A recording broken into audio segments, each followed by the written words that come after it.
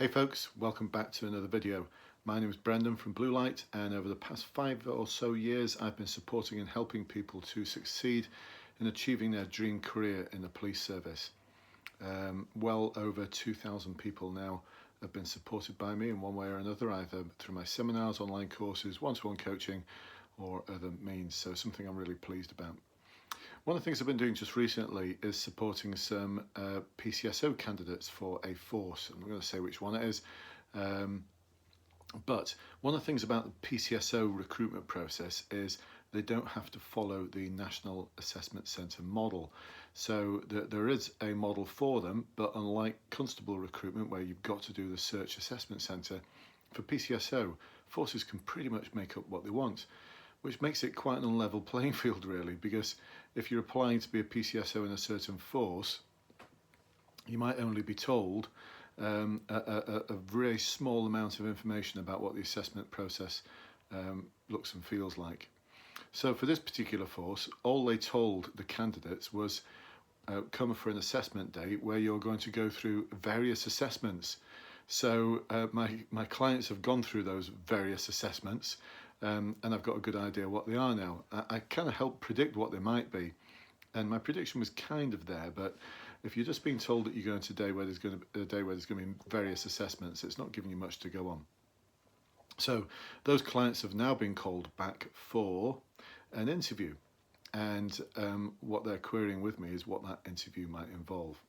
Well, I've given them some guidance on how to approach a competency type question, and also on how to approach questions that ask for your understanding of the various values within the police service that exist, code of ethics, how that might lead to legitimacy, how that may then lead to organisational justice, procedural justice, and then improve the ability of the police to do effective problem solving within the community under the umbrella of community engagement.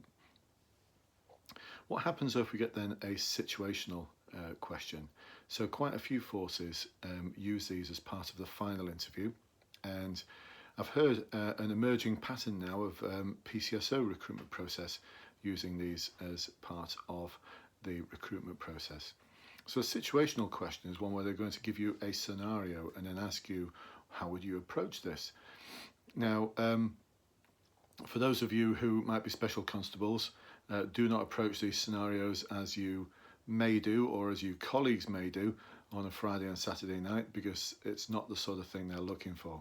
So I'm going to give you a few tips here about how to completely knock the assessors off their metaphorical chair with an answer that's going to completely floor them. So the sort of thing that they might give you, especially for PCSO recruitment, is you receive a call that there are 4 or 5 young people hanging around the outside of the local shops on an estate, and there's an off licence there. And it's believed that 1 or 2 of them might be pestering people to buy them alcohol. So, and that's all you know. For those of you who are already in the service, you'll know that that is often the sort of bread and butter of your Friday and Saturday, sometimes Sunday, Monday, Tuesday, Wednesday and Thursday evening calls. And when I speak to PCSOs, specials, police officers all around the country, what I tend to hear is that, yeah, we keep going back to the same locations over and over again, generally involves the same people. And generally the call is resulted as all parties spoken to, no offences disclosed, young people moved on. And my question to them invariably is, so you go back the next week and do the same thing again? Yeah, we do, yeah. So that serves its purpose, doesn't it? That really helps. You've reduced that demand. Well, not really, it's always there, and what can we do? Well, I think what they're looking for at this interview is some ideas about what could you do. So what I'm going to do is I'm going to merge a few ideas around something called appreciative inquiry and asset-based community development, and I'm going to see if I can merge that with something called the national decision model.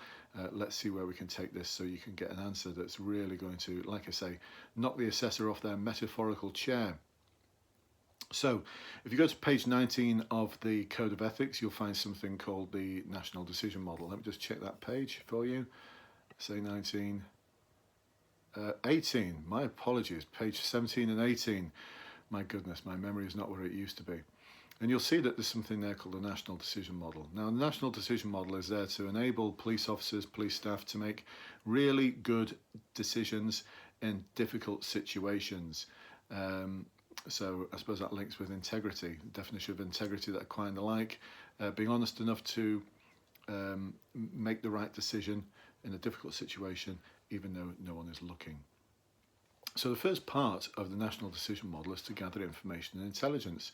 So what I'd be expecting you to do as you attend this incident is ask comms for any previous incidents there. So is this something that regularly occurs? Is this a repeat caller? Are they perhaps vulnerable in some way? So vulnerable as in they may be disabled, or they may have special educational needs, or they may be suffering from mental health issues, or some other form of vulnerability, whatever that might be. Now, our repeat callers around young people hanging around the off licence on a particular estate are likely to be neighbours. So maybe a callback, ask comms to call them back, or ask comms if you can have their number and actually call them. So en route, you're going to call them and ask them exactly what are they doing. So exactly what is happening, not just what is happening, but what exactly is happening now. What impact are they having on you and others? How is their behaviour impacting on you, and what part of that behaviour is antisocial in some way? So you want to get a really good description of what is actually happening. And they may know the young people concerned, so if they do know them, then find out who they are. Let's run them through the system and see if they're known for anything, and if there's any background on them that we need to know about. May also be worth putting a call into the owner of the off licence. Are they pestering that off licence, the staff at the off licence?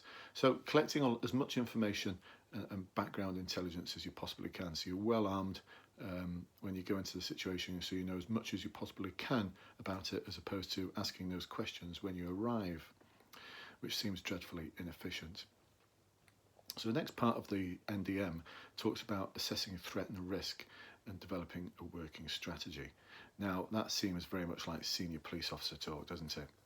What that really means is, you know, what sort of harm is going to come to people as a result of this behaviour, and what's the likelihood of that harm occurring? Now in this type of incident you could say low and low, but if this is reoccurring and it's happening over and over again, the cumulative effect on people could be quite serious. It could lead to people moving away from the area, or indeed harming themselves in some way, because they just can't cope with the repeated, as they see it, nuisance, annoyance, antisocial behaviour. So working strategy, posh strategic boss way of saying what is it you're hoping to achieve. Why they didn't put that in the first place, don't know. So what are you hoping to achieve? Well, what you're hoping to achieve is that this demand goes, that you're not going back there every Friday evening and dealing with the same thing time in, time out, and the sort of results that I described before, all parties spoken to and young people moved on. That's just not solving anything. The young people, if you think about it, are going to start growing up to have a healthy distrust of the police. I mean, think about it. When you were a young person, were you ever moved on by the police, and what impact did it have on you? I've been moved on by the police. I've been thrown in a bush by a police officer and sworn at, and it had a pretty serious impact on me. Not whilst I was a police officer, by the way, before I became a police officer. That doesn't happen when you're in the cops. You don't get thrown in bushes and sworn at by your inspectors. So this was an inspector, by the way, but it had a bit of an impact on me. It left a bit of a sour taste in my mouth, actually a lot of a sour taste.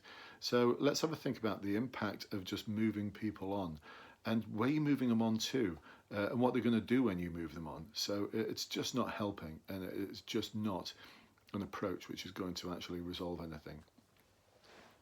So the next part is considering our powers and policy. What powers have we got, and what is the policy in the area? So it may be in that particular area you want to look for an enforcement option. You may have the power to disperse those young people, but think once again about the effect of your behaviour.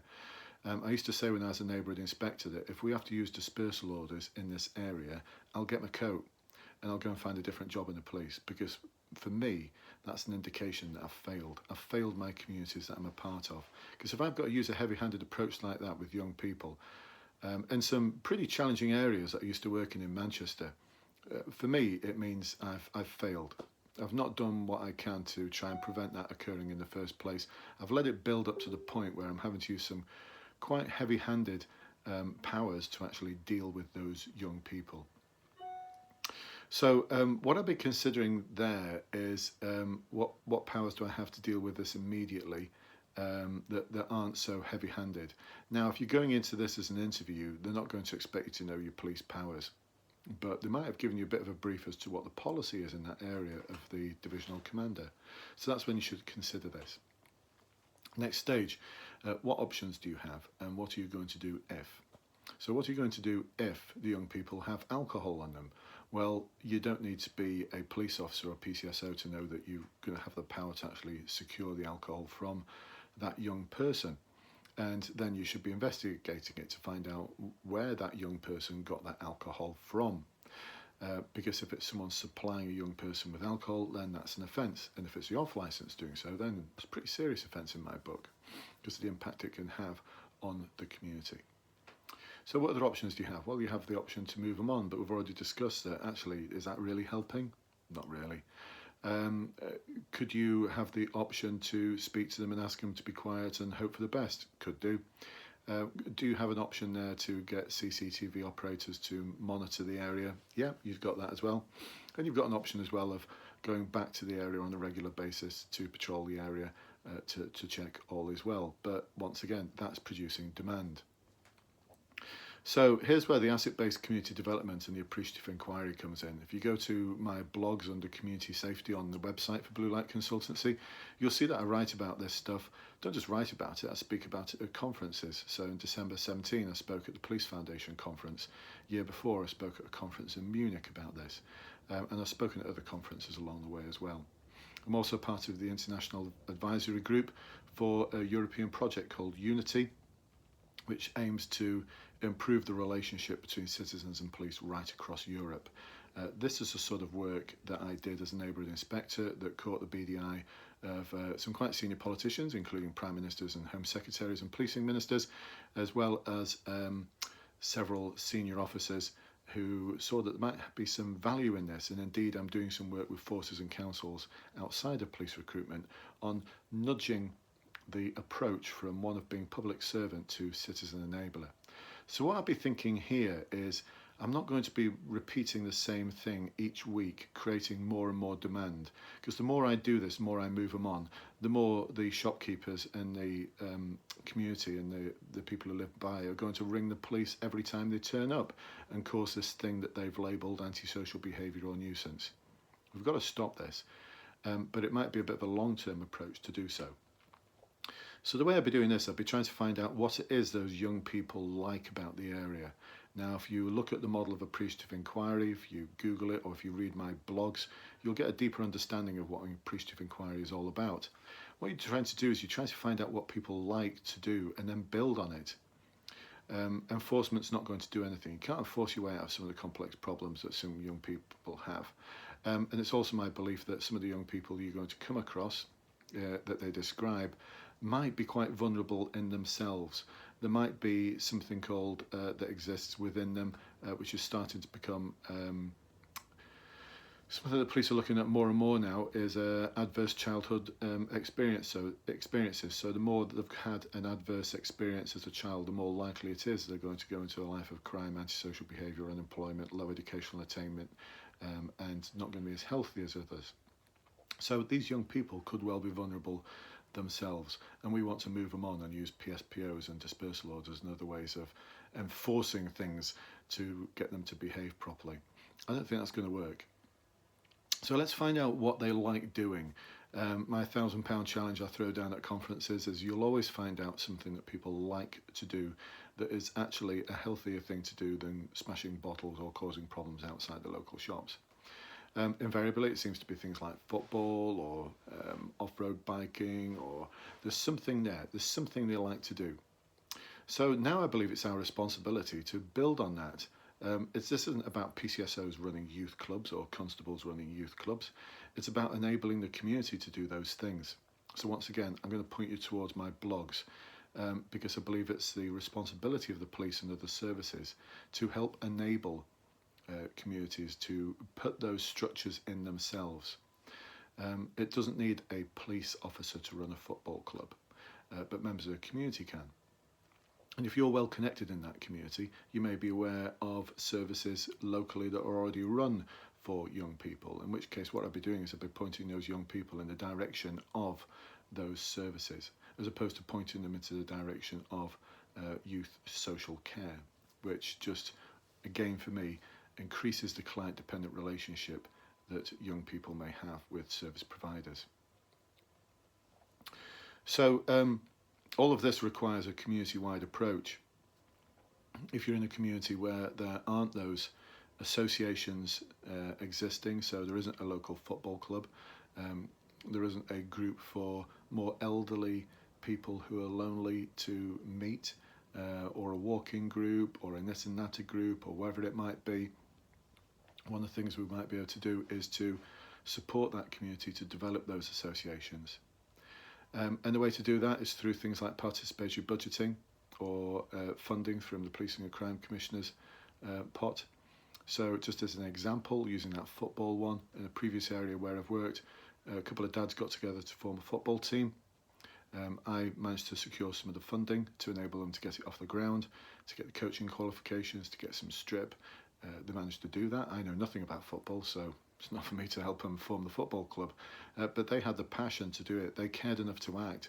So it's about finding the people who care enough to act. They set up the football team, and in this particular area now, 5-6 years on now, that football club has 8 teams within it.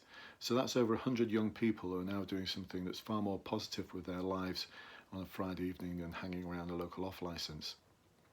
So for me, it's quite a simplistic concept, but it requires a great deal of time, energy and effort to set all of these things up. But once they're up and running, the police and services can take a bit of a step back and let people get on with it. Similarly, for the people who are making the calls, it's not all about just providing services for young people or getting a community to provide the services for young people. What is it they like doing? What would they like to do more of? And if you look at the concepts of appreciative inquiry, what part of it is about vision setting? So what's their vision of their community if everything could be perfect in 5 years' time? Get them to describe it, get them to develop a rich picture of what that would look and feel like, and then ask questions about what the first steps would be to get to that destination, to get to that vision, and what help they would need to do that. Now, this all requires people who care enough to act, and that's where asset-based community development comes in. So we're trying to find the assets within that community, the people who care enough to act, so that we can then allow and enable them to do the things that they're very good at. Now, members of the community aren't necessarily very good at patrolling the streets to stop antisocial behaviour, but they are very good at creating the associations that enable young people and older people not to get into that kind of mischief in the first place, because we've got something far more positive to do. So if you think about that football club, a couple of dads set up, it's going to affect the young people's health, it's going to affect their outlook towards life, they're going to aspire to more than just driving around in a flash car owned by some drug dealer. They're going to aspire to do greater things. They're probably going to do better educationally. They're probably less likely to get into crime and antisocial behaviour. So all of this makes perfect sense to me, but like I said, it just requires some investment up front in terms of time and sometimes cost. But there's policing and crime commissioners who've got big pots of money that are prepared to give to community groups. But most of the time, these are community groups that already exist. So let's start funding the ones that don't exist yet. Let's enable community to start forming those associations, which can then be the organisation that goes to seek funding in the future. And by the way, that football club I mentioned doesn't require any funding now from services. It secures it all from private business and through voluntary donations. And this is in what is allegedly a deprived area. So it can happen, and it does happen. And there's examples of it all over the country. So for me, all of this connects really with, because some people might think it's not a new idea, this. No, it's not. Robert Peel had this concept in 1829. If you look at the Peelian principles, you'll often hear the one rolled out, the historic tradition that the police are the public and the public are the police. Well, I think we can go one step further than that, because it's not just about the police being the public and the public being the police. The next part of that line is quite impactful for me, and I don't hear it said much by police officers. The police are the public and the public are the police. The police just being members of the public who have paid full time to carry out a role which is incumbent on all citizens in the interests of community welfare and existence. So what Robert Peel is reminding us there is that we're all just citizens, and it's the responsibility of all citizens to maintain and develop a strong community, one where its welfare and existence is catered for by its citizens. He could have said in the interest of reducing crime, but he didn't. He said in the interest of community welfare and existence. So quite powerful, that for me. And I'd be ending any answer with that kind of statement because it goes back to the heart of what we should be as police officers and PCSOs. I often end with that line when I speak at conferences, I show them that, read it out to them, and just say, "Don't you think it's time to reconnect? Don't you think it's time to find a foundation, a strong foundation for us to build on, one that's less about trying to solve all the problems and more about trying to enable people to make sure those problems don't occur in the first place." So quite a long video there, but I hope you found it useful, particularly around the concepts later on of enabling and building a strong community. It's all about nudging yourself away from that concept of being a public servant towards the concept of being an enabler of citizens, as well as a really effective crime fighter. Because if community are doing the things that they're really good at, if you enable and allow them to, gives you more time to tackle the serious criminality, the stuff that they can't tackle. So win-win all round. Okay, well, I hope you've found this useful. Like I said, my apologies, it's a little bit long, but some concepts there that aren't explained easily in 30 seconds. If you'd like to know more about those subjects, I'll put a link in below. If you're watching this on YouTube or Facebook, the link will be below there. And if you've got any questions, please do ask away. If you liked what you heard, then click that like button. And if you want to hear more about police recruitment stuff in the future and you're watching this on YouTube, click subscribe and you'll be notified as soon as I press the send this video public button on YouTube. So if you've got any suggestions as well as to what future videos I could do, please do let me know, and I'll speak to you soon. Bye bye now.